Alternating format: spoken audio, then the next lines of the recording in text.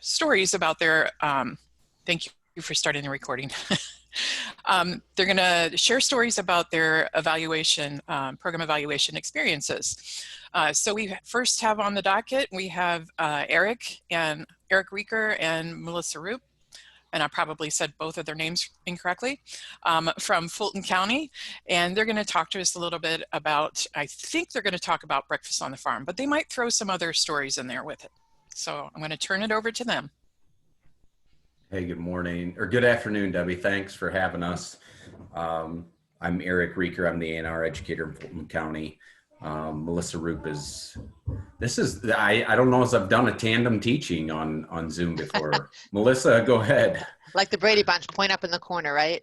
Yeah, right. So I'm Melissa Rupp, and I'm the Family Consumer Sciences educator in Fulton County, and worked alongside of Eric, who led the project for Breakfast on the Farm last year. Thanks for having us. I'm gonna share screen. Can I share my screen? I think I can. I'm gonna share my screen, Debbie, and I'm gonna go through several slides. We may move through them out of respect for the other presenters. We are gonna start with we're gonna share a little bit about, just a minute. Oh, this is great. There it is. Can you see my screen? Breakfast on the Farm PowerPoint? Yes. Okay. Yes, it's coming through, Eric. Good.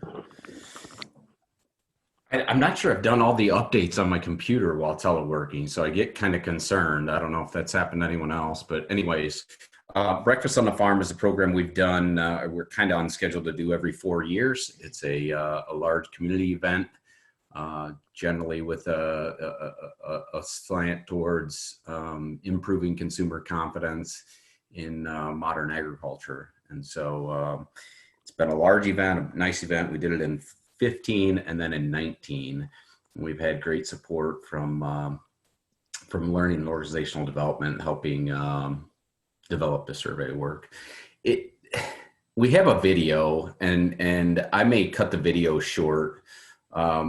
Melissa and I talked about this morning about playing this video because we just feel like we put a lot of effort into this, and we used a vendor. And so, can you see my video?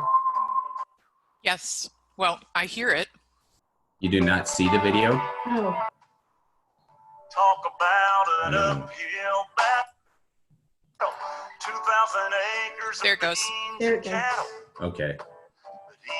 So I may turn the volume down just a little bit, but sometimes people say, well, what is Breakfast on the Farm? And it's we had a video crew do a bunch of this. And so we served locally sourced food, pork, and actually the flour that was used was actually ran through a vendor that this farm supports or supplies, and so that was kind of cool. But anyways, you get a picture. It was a large event, lots of volunteers. We generally targeted a non-farm audience as an event. So to understand what we measured and why we measured and how we evaluated, Melissa and I felt like it was necessary for you to understand the program. And so the video, a 3-minute and 28-second video, got lots of traction on social media and otherwise, but we engaged lots of other educators in Northwest Ohio to do some teaching. We invested a lot in preparing to teach and educate, and just felt like, as we did in 2015, that it was necessary to measure. And so that was our approach. But a large event, free meal, no cost, lots of sponsors, and all in 4 hours. So, So Eric, the video is not really progressing, so we might as well go to the next slide. It's just stuck on one picture. Thanks, Melissa. Go. Sure. Jump in, Melissa, on things just programmatically what I may have missed, Okay. or So, jump in on this slide. So the committee that formed this whole project, as Eric said, is only a 4-month actual presentation to the public, which brought in, on a very rainy Saturday morning, over 3,700 people. We were hoping for, we had registrations for well over 4,000, but I think we had a decrease because of the rain. But it did take about 10 to 12 months of intense planning with an organizational team of about 40 people, and volunteers exceeding 400 people. But there were 4 things that we were, the methods as Eric put it here, place-based education event. They were on the farm, they were seeing, touching, smelling, feeling, and interacting. They were engaging with organizations from around our area and community that actually supported this farm, but agriculture as a whole. They were able to see, as I said, the actual farming practices, but also engage in just casual and professional conversations with knowledgeable staff throughout the tour, the engagement around the farm. It was self-guided, but there were key individuals throughout the farm that were planted, and we'll show you a list of those people here shortly.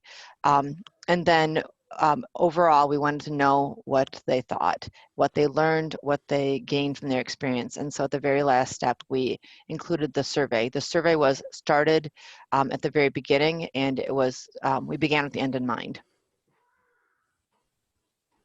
Debbie, help me out. You're only seeing, you're not seeing our PowerPoint. You're seeing the two screens side by side. Is that it? We are seeing the duplicate screens, Eric.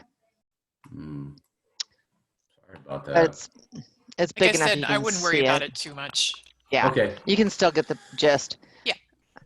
The like Melissa said, the goal of planning was to, and I think sometimes in an extension we maybe don't think about that ahead of time, is start with that end in mind, this exit survey idea that Melissa ended on. Just some more pictures about the groups that we engaged. I mean, it was generally a new audience to extension. So that brings with it this idea that if they're a new audience, they maybe haven't been extension surveyed to death. And so we have a ready audience that we can measure some impact, wide variety in the audience. Melissa alluded to the fact we had a big planning committee, and we also had educational stations. But as you can see in this list, my animation hopefully is coming up, but it's there and gone. It's there. Okay. So he's highlighted the OSU survey. Yep. So again, whether it was an educational station, and we kind of did that strategically as the last station, and to a degree kind of, I'll use the word funneled people through the survey area, and gave those under 18 something to do, ice cream or playing corn bins or other things, take pictures. While one token adult from the family was kind of our target audience to take the survey. But there's a part on the planning committee as well as educational survey. This slide I leave in just because we, on the main event, what we call a main event in June, where there were the large crowd, we did work closely with Michigan State University to, they actually used a survey monkey that Melissa's going to talk about how she administered here in a little bit, but it was a multi-state survey that we were able to aggregate data from Maryland, Michigan, and then Ohio. And so we felt like that also brought some value and some power to the measurements that we were doing. And there was a lot of pre-evaluation or pre-event negotiating on what to keep in the survey and what to keep out. And in the end, we had a really long survey, but we captured 300 and some data points. We had a pretty good return rate. So we felt good about that. And we'll talk about how we were able to accomplish that on this next slide. Melissa. Okay.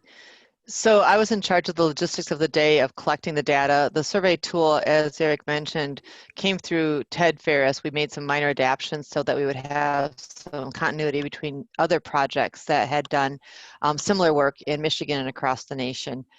This has been Ted Ferris's professional work for quite a while. So we we implemented the survey on through Qualtrics. Was it Qualtrics? Yes, it was through Qualtrics, wasn't it? The preview event was the preview event was Qualtrics with Debbie. Okay, thank you. Yep. Then the other was SurveyMonkey. So we used digital media to tools to implement the survey.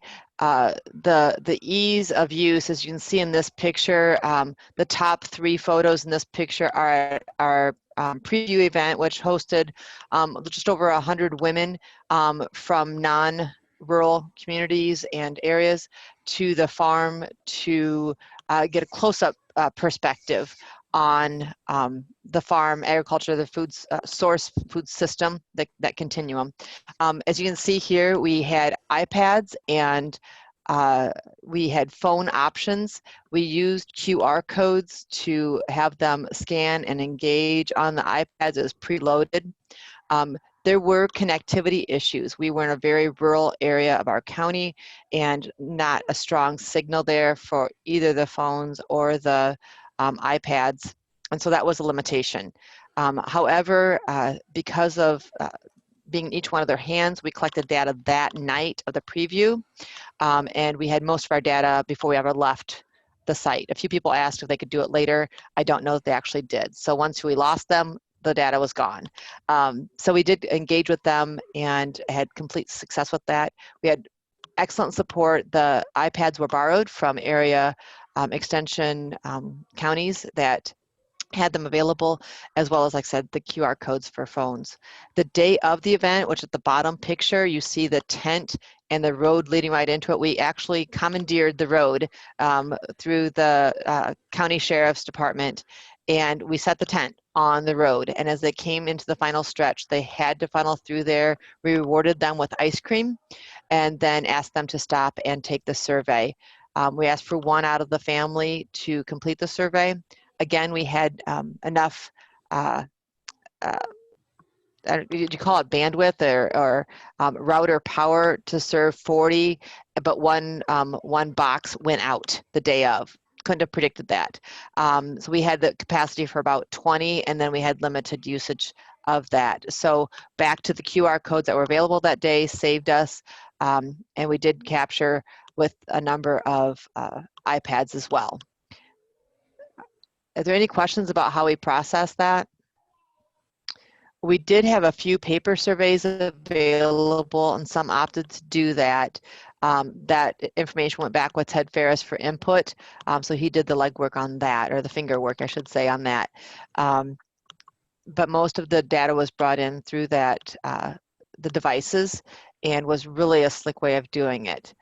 We had people staffed around to guide people towards those surveys and answer questions and help them engage. We had a couple young people that were technology savvy that reset those surveys for the next consumer, and it worked fairly smoothly. Yeah, Melissa brought up some good points. The QR code, if you're doing something of that magnitude, either 100 that we had at the preview event, I think we had over, like a lot of laptops there. We had even more digital devices at the main event. But certainly we had 80 or 90 surveys at the preview event. And then you'll see on my next slide, we had a return rate that was a little over 10% on those 3,500 folks. So you may think in an activity like that whether you're doing it paper or whether you're doing it digital, in 2015 we did it all paper, and I think we had 40 clipboards and a volunteer per 2 clipboards to make sure that they kind of captured that data coming out. It was just too valuable to miss that information. So as a part of the data, Eric, your slides are not advancing. If you want to go ahead and move to the next one. Okay. Yep. I just clicked ahead. So a few extra comments there on the collection process. And I'm trying, there we go. So I'm just going to click through 4 slides. It's kind of categorizing what some of the data was that we collected. I guess we collected 325 out of 3,500. So we were just a tick under, 9% return rate. We were a little higher than that in 2015. I think we were higher than that because of the paper surveys in 2015, or I should say it the other way, because we had some bandwidth router issues. We had personnel. We thought we had enough computers. We had space to collect, but ran into some of those things. But so about 4 categories of things that we collected, impact data that we collected: general reg data, reg information, if you will, some information about prior visits. That first slide, you can run a number of, you can run a number of different, you can have a lot of data processed from off just that first slide.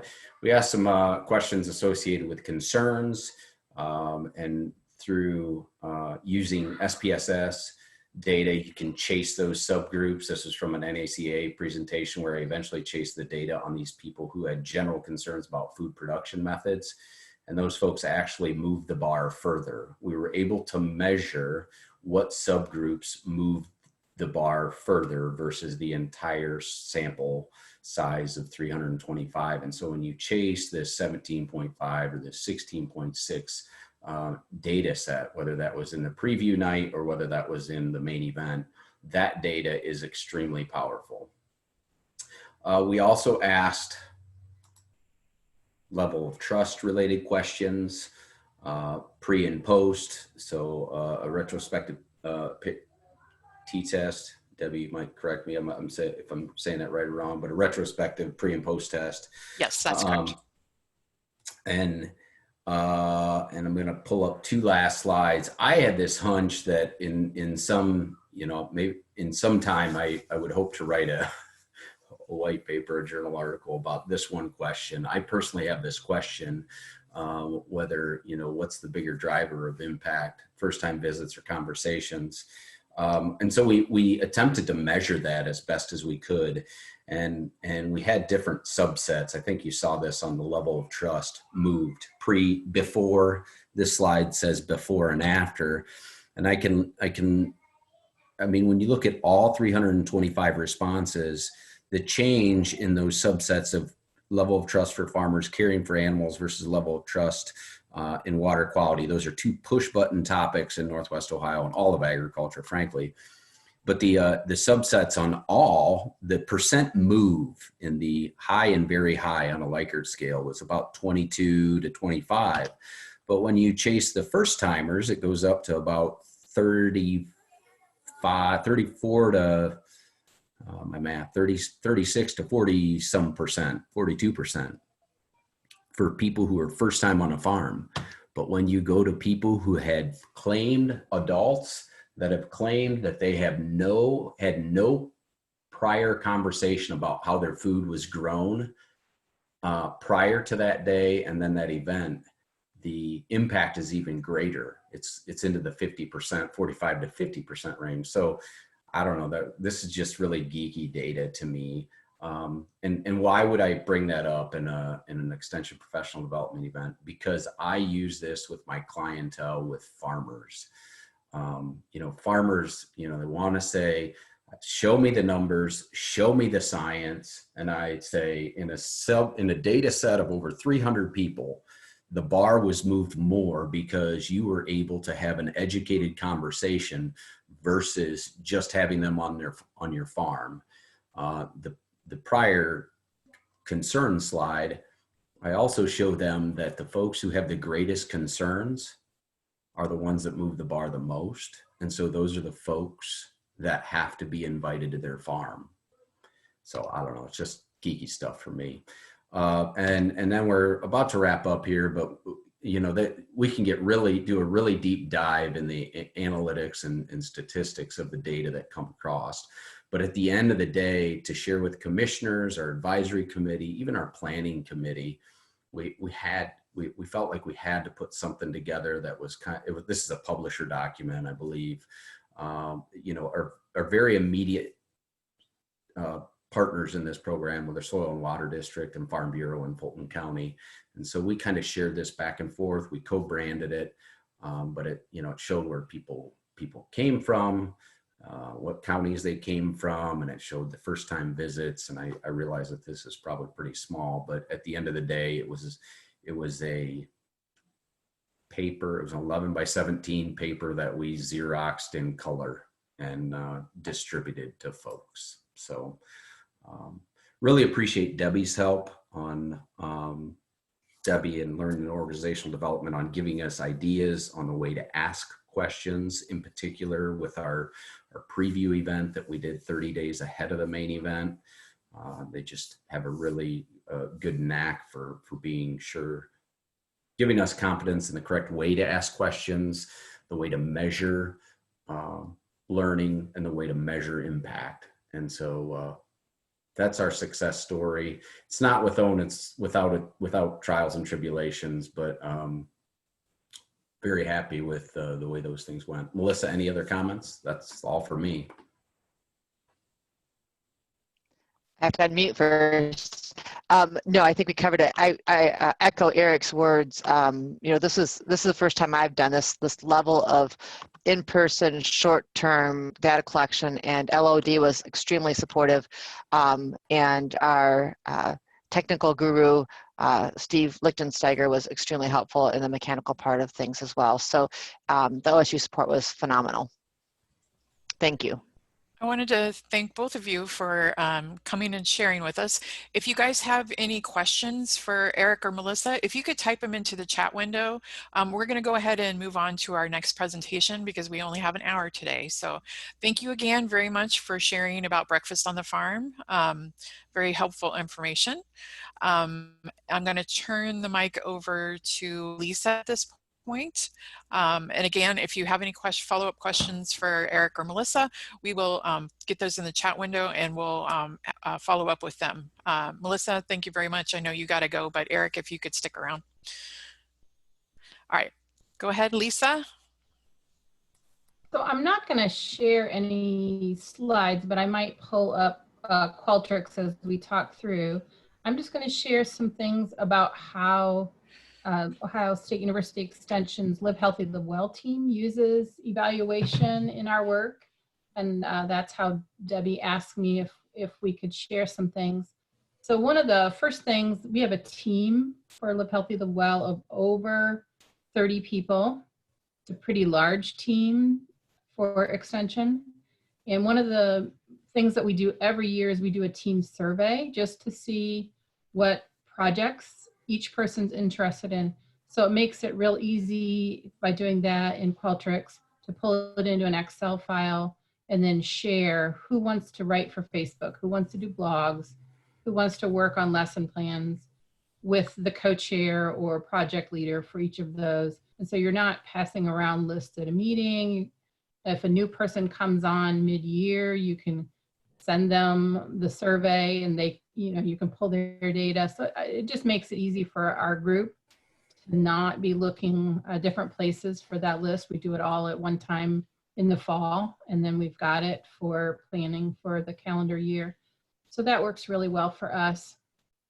And then most of you are aware that we do email challenges 2 or 3 times a year. We're just wrapping up one of those. We'll have anywhere from right now we have over 2,100 people participating. Sometimes we've had 3, even 5,000 people. And so it makes, Qualtrics makes it real easy for us. So what we start with is I'll send a survey out through Extension just to see who's interested in participating a couple months ahead of time. Once I get that back, then I start creating sign-up links. And some people will use something like MailChimp or whatever to distribute their information. We've stuck with sending ours out just through emails, primarily because then you have the individual touch. So I can send something to people that live in my community, Ross County. Somebody who lives in Lucas County and Toledo can send it from theirs, and you can individualize it. And so that's our reason that we've chose to go that way and not go to a larger distribution method. But by pulling into Qualtrics, then we create our lists, and we also do pre and post surveys, which is where we get the largest amount of our traction. with those surveys, we started out with some work, had worked with Debbie and some state specialists a couple of years ago, had some IRBs.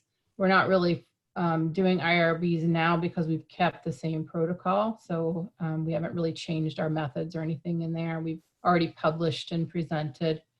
But with our surveys, I guess one lesson that we've learned, and that was one thing that I wanted to share with you, is always have two, if it's a project that you are dependent on happening. So for instance, our emails go out twice a week.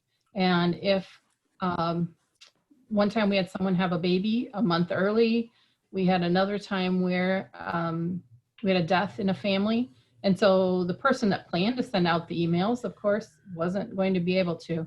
And by having two people as sharing that information, all they had to do was text me and say, hey, my baby's coming early and I'm on my way to the hospital, and I can send their emails out. So it doesn't have to stop, so anytime you work on a project that's going to be dependent, other people are expecting to continue, make sure you share that with a coworker, whether it's somebody in your office or another extension educator, so that someone else can get into that information and keep it going, even if you're not available at the time. Another lesson that I've learned, and this is something I thought I would show you, is that there are a lot of different ways in Qualtrics to download your data. So you can choose how you download. So I'm gonna share my screen just so that you can see what I'm talking about. So this is some of my surveys, and some of these, as I said earlier, you would have shared over here with another colleague. So, you used Collaborate, and you guys can see that, right? Shaking heads, hopefully. Yes, okay. So you've collaborated with a colleague, and sometimes some of these lists can get pretty big. And so we may decide, I'm going to take the first 150 people and somebody else is going to take the next 150 people. Well, if you don't download it the same way, you might not, hopefully this is making sense to people, but there's a lot of different ways to download in Qualtrics. And one thing we learned was that we didn't always, depending on how you download it, the people might be in a different order. So I'm going to show you just my way of downloading and tell you why I do it that way. So I'm going to go down to my Michigan State group, and so here's my survey.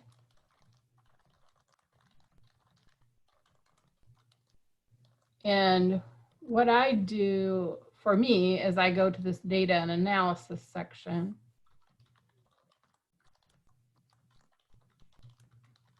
And I do export data. And you can either choose Excel or CSV. I do Excel.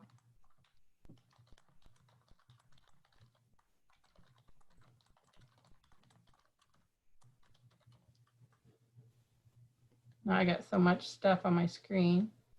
I gotta find it.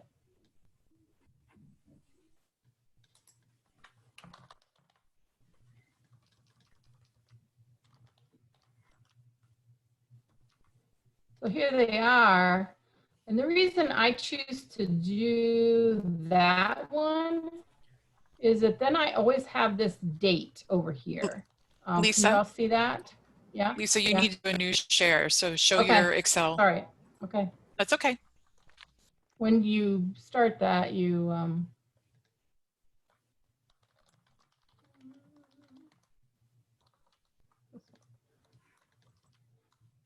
now we're on it, hopefully. Not yet. You either need to do, there we go.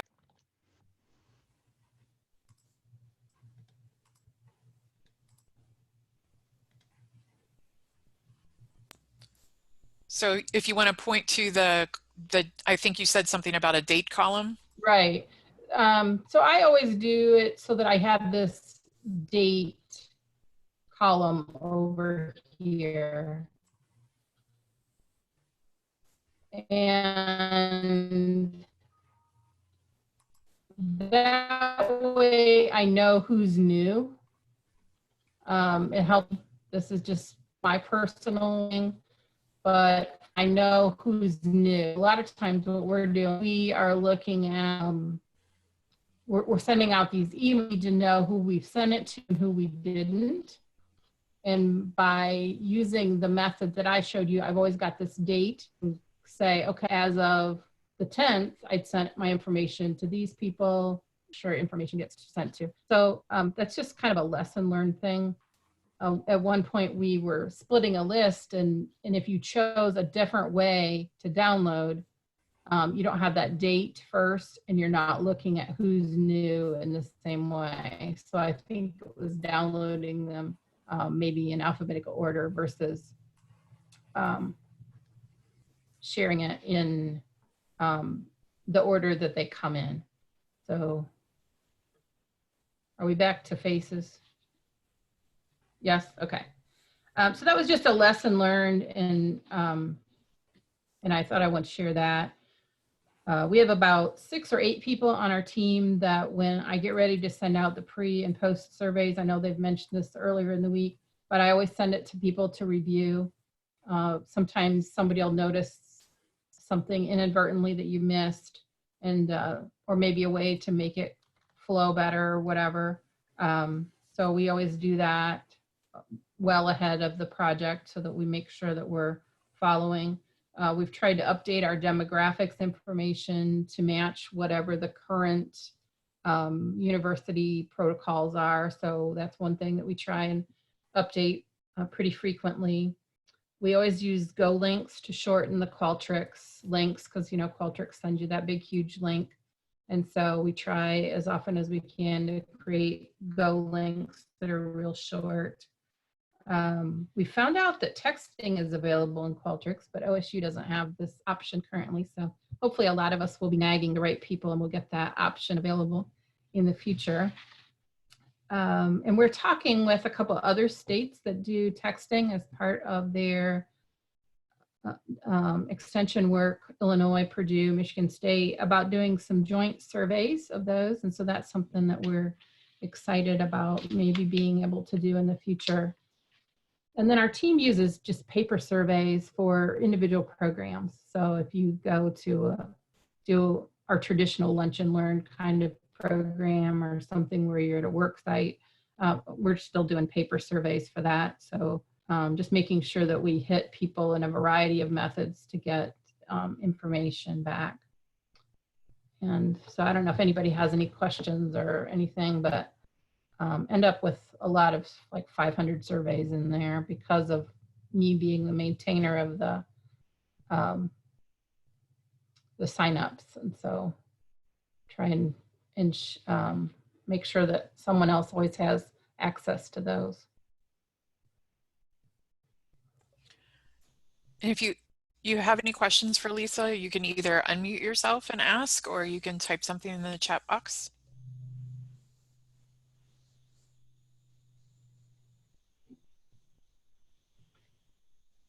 Everybody's ready for a long weekend.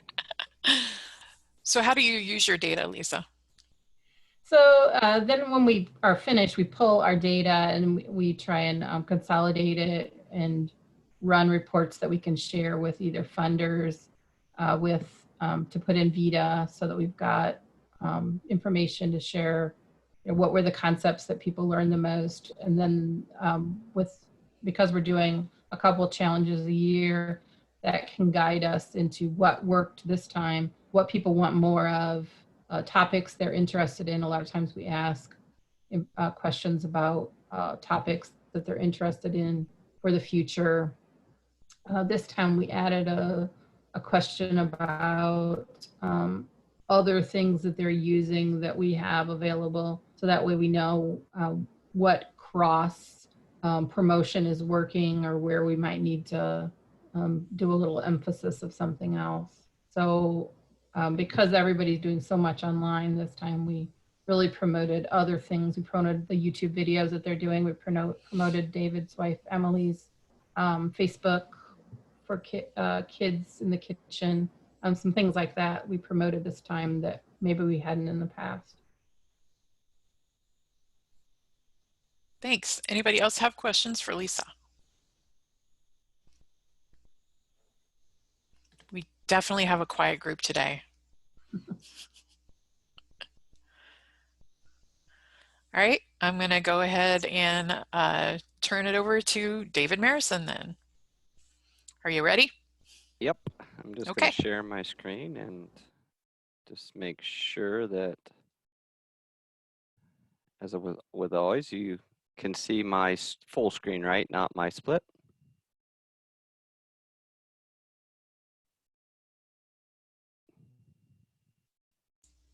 Yes, you're good. Right, that's what I was waiting for. A yes. Sorry, I was shaking my head yes, but I did not say it verbally. I thought you were just pulling it out of everybody that was sitting there. So, and my A&R evaluation experience is what Debbie asked me to speak on. Just some evaluation experiences. I love to evaluate. It's one of the things I think that we need to do more of. So thank you to LOD for putting on this series of workshops. I was able to watch your Tuesday program here as it was taped. So hopefully as you look at my surveys, I don't violate too many of the things that you talked about on Tuesday. Just for those that don't know me, I am David Marrison, of course. I'm in Coshocton County. Prior to that, I was in Ashtabula for 21 years. So I just refer to people. I see Chris Zollers on here. We're like the two of the old bulls in agriculture still out there in the state. So just as far as a few things to show here, this is a needs assessment that I did here when I arrived here to Coshocton County. So I just want to show you, I'm going to make those a little bigger just so you see them.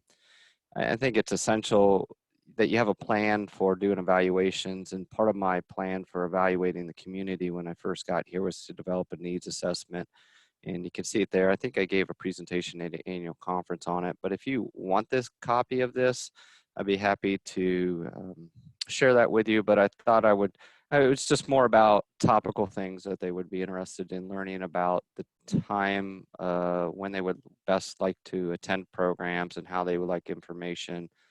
And then I might have asked a few too many open-ended questions for what I listened to on Tuesday, which is evidence based on the result, because they did answer a few of the questions, but invariably not many people answered every open-ended question. But that was just a needs survey.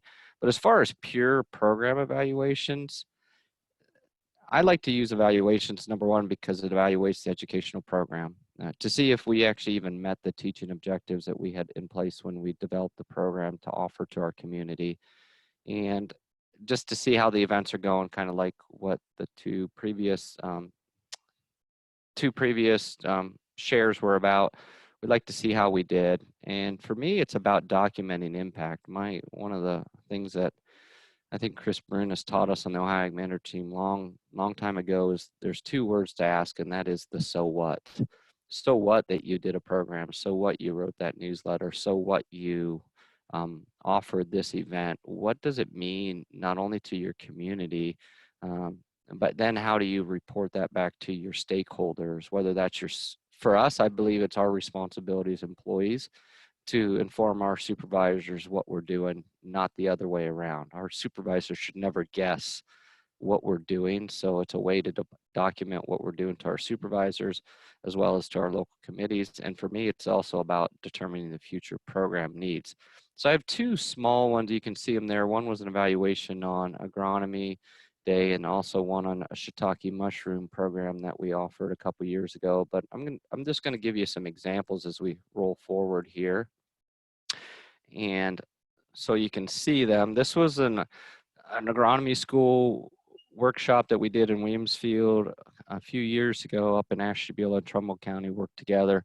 And the first part of that, we're looking at the subject matters, and you can see the different subject matter specialists that we had speaking that day. And this is purely just as a guide, as a teaching guide back to what I see this as a teaching guide to our team as far as and this is a retrospect answering of these questions, of course, but what did they believe their knowledge was before, and what was they believe their knowledge was after? And I'm sure our LOD folks can talk more about the science behind that, but this is a 5-point scale. And what I've learned and or always been taught was you would want to see, it's good to see a 1-point mean gain in their knowledge gain. So it's just a quick way for I believe some of our speakers to see, are they gaining knowledge from your program? And then you can see below it just questions. Of course, we'd like to see how many acres of a farmer's farming and how much a crop advisor is advising. And in a few slides, you'll see how that comes into play. But also, can you give sound bites when you're doing evaluations about what did they learn?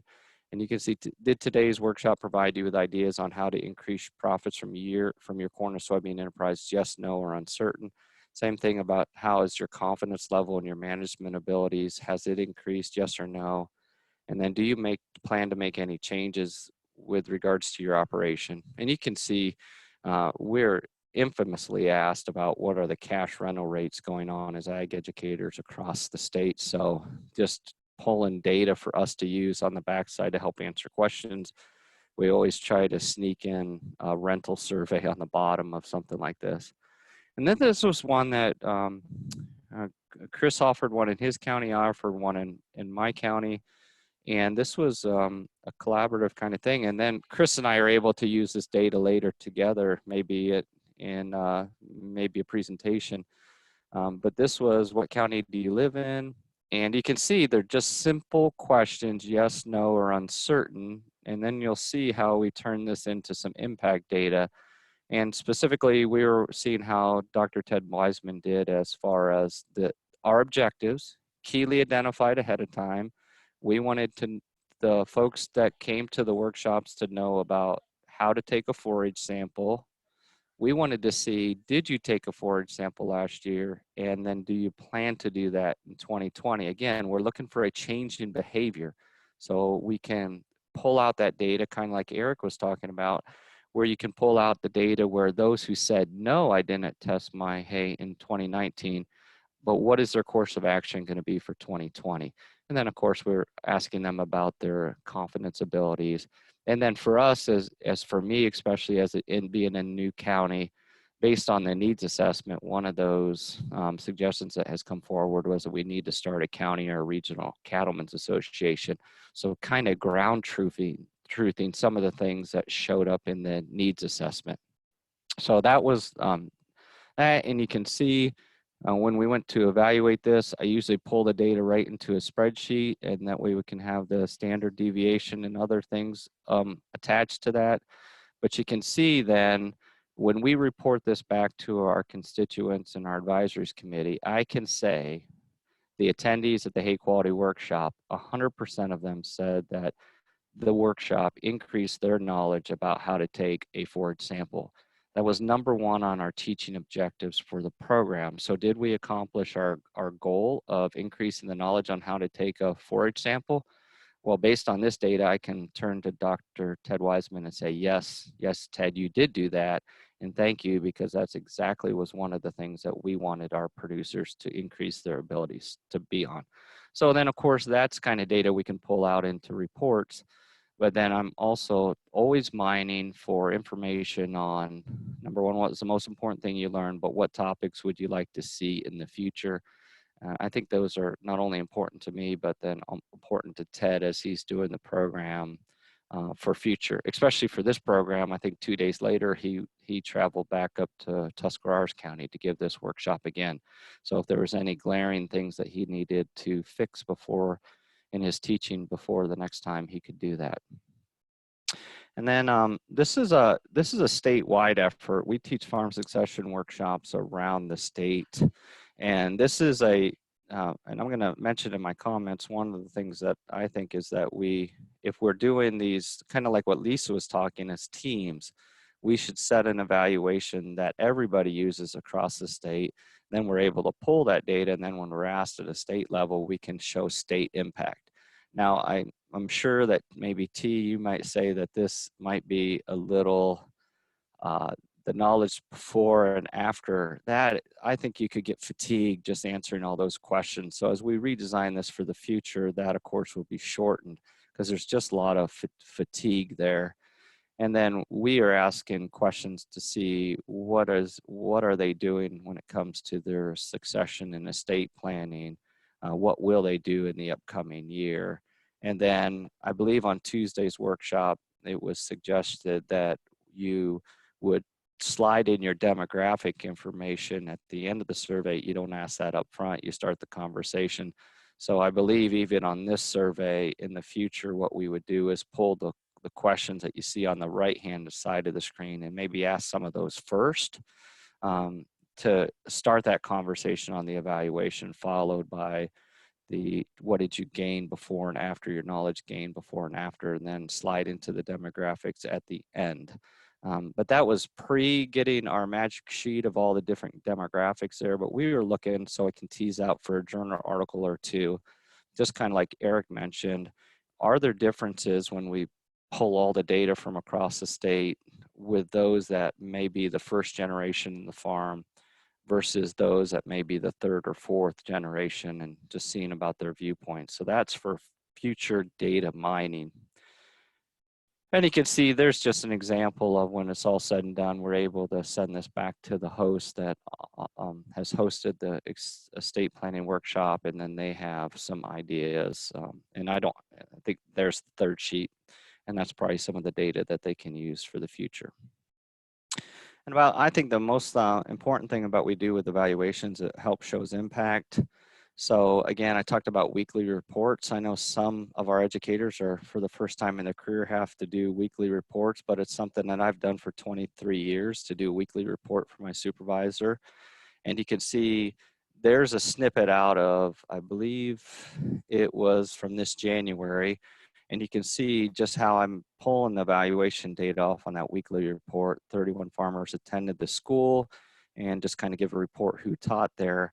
But you can notice at the end, we had the farmers who reported acreage. We had 8,300 acres of cropland represented, 5 consultants who provide 42,000. So together, there was 50,000 acres. So sometimes we talk about butts in the seat.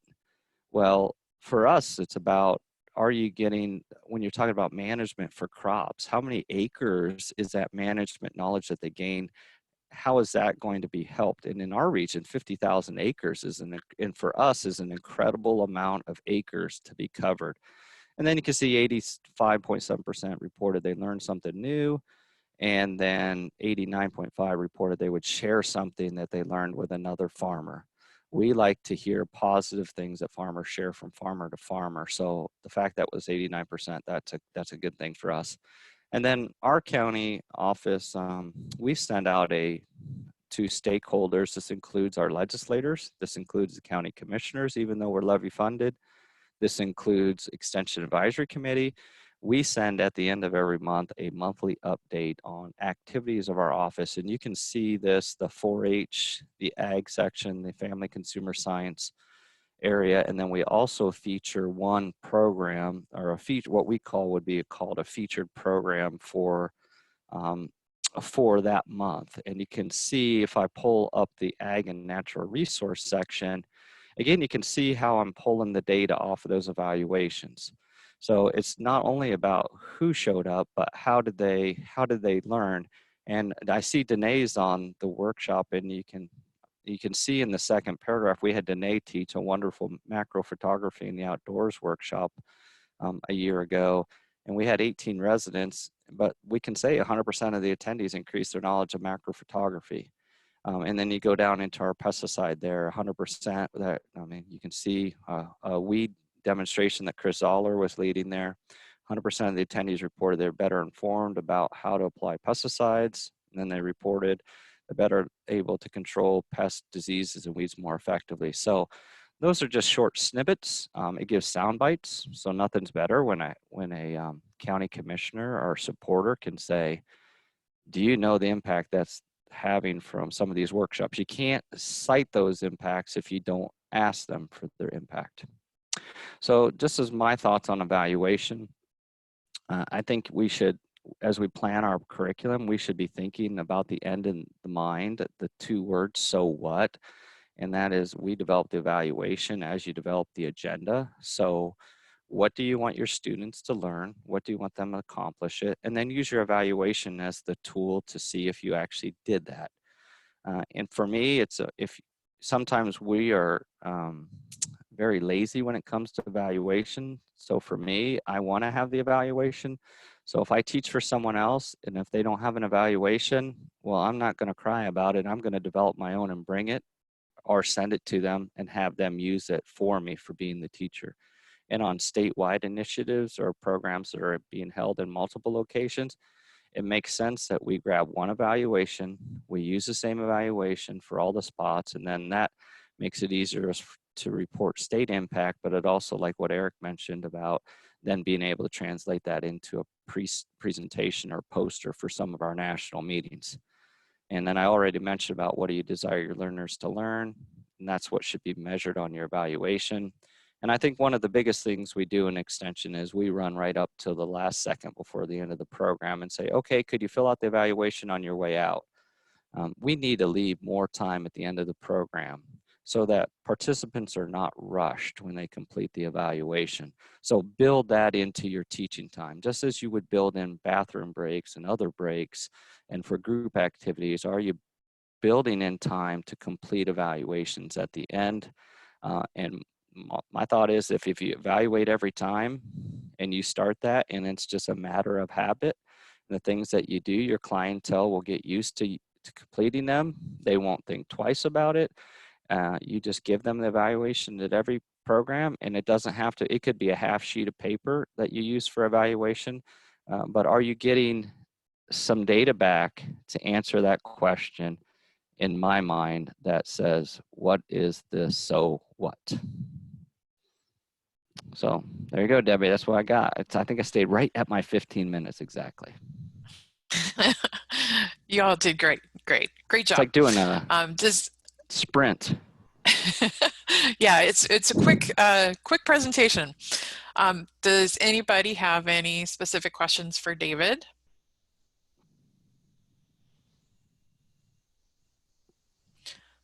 I have one for you, David. So Yes. You shared a lot of instruments in that presentation. Would you be willing to share those with us so that we could post those somewhere where people could use them? Yeah, absolutely. Okay. I have one for Michael. I think I have one for every program, literally. So that's a lot of evaluations. Yes.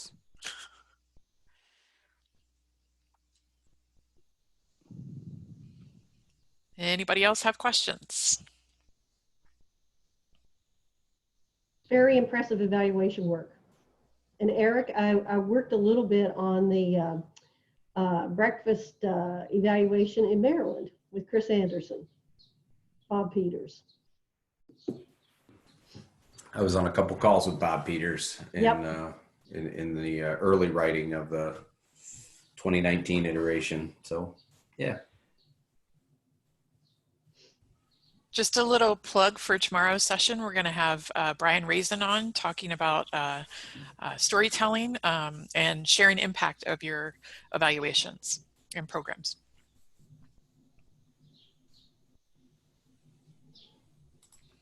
But if we don't have any other questions, I want to thank everybody for coming, and thank you again, guys, for doing presentations. You did a great job. We really appreciate it. Good stuff. Good stuff. Thanks, Debbie. Great job, Lisa and David. On to the next Zoom, as they say. Yep. 5-minute break, next Zoom. There you go. Grab your lunch. Thank Yeah, you. I was eating my lunch at the beginning of this one, so. Thanks, Lisa.